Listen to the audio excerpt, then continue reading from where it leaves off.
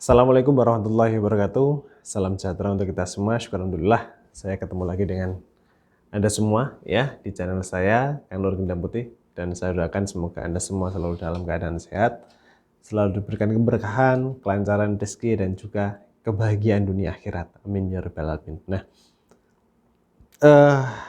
ada beberapa chat yang masuk di kontak layanan saya yang bertanya seputar gangguan-gangguan sihir ya, gangguan-gangguan spiritual yang negatif.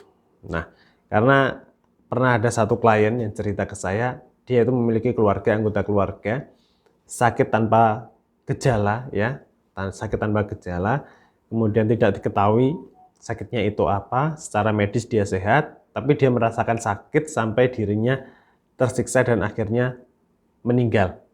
Nah, tapi di selang beberapa hari ataupun beberapa waktu, penyakitnya ini menular pada anggota keluarga yang lain. Ya, penyakitnya ini menular pada anggota keluarga yang lain. Gejalanya sama, secara medis tidak ketahuan, ya. Kemudian secara medis dia dinyatakan sehat, tapi dia merasakan sakit, dan akhirnya dia sakit menahun. Kemudian dan akhirnya meninggal juga. Nah, apakah itu ada sangkutannya dengan ilmu spiritual ataupun semacam sihir yang membuat seseorang itu celaka? Nah, saya akan jawab pada video kali ini, ya.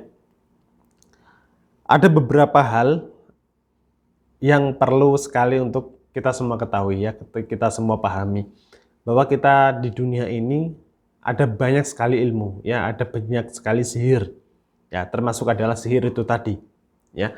Ada satu sihir yang mana sihir ini itu bisa dikatakan sangat berbahaya, karena sihir ini jika mencelakai seseorang ya, itu bisa menular sampai garis keturunan ya. Contoh saja seperti yang awal tadi saya bilang, sihir ini bisa mencelakai seseorang sampai meninggal, dan bahkan sihir ini bisa menular ke anak turunnya ya, atau menular keturunannya sampai 12 keturunan ya. Bayangkan ini sampai 12 keturunan itu bisa bisa mengalami hal yang sama ya, sakit tanpa ada yang diketahui penyakitnya apa, dan akhirnya meninggal. Nah, ini namanya adalah sihir tenung atau santet pring sedapur ya, santet pring sedapur. Nah, biasanya santet pring sedapur ini itu kalau dulunya ya, setahu Kang Nur ya, ini itu dimiliki oleh paranormal atau dukun tradisional. Jadi paranormal kuno ya, dukun kuno zaman dahulu. Itu yang mana salah satu dari mereka itu ada yang ahli juga dalam menguasai ilmu ini atau sihir ini ya. Ini namanya sihir tenung atau santet pring sedapur. Nah,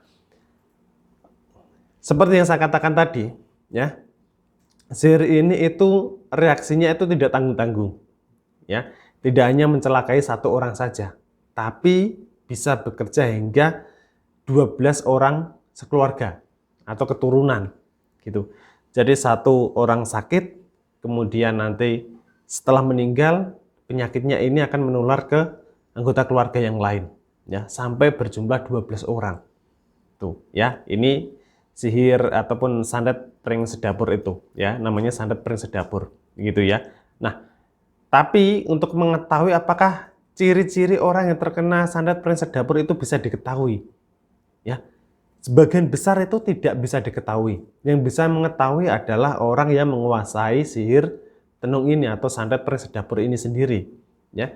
Jadi orang awam bahkan paranormal lain itu tidak mengetahui kalau orang ini itu terkena santet pring sedapur ya. Itu ciri-ciri khusus ya, yang mengetahui hanya dukun tersebut atau paranormal yang menguasai santet tersebut gitu. Nah, dan itu juga secara medis ya, meninggalnya itu secara beruntun ya, secara beruntun, dan juga dengan sebab yang tidak jelas, dan juga dengan gangguan-gangguan yang di luar akal kita ya.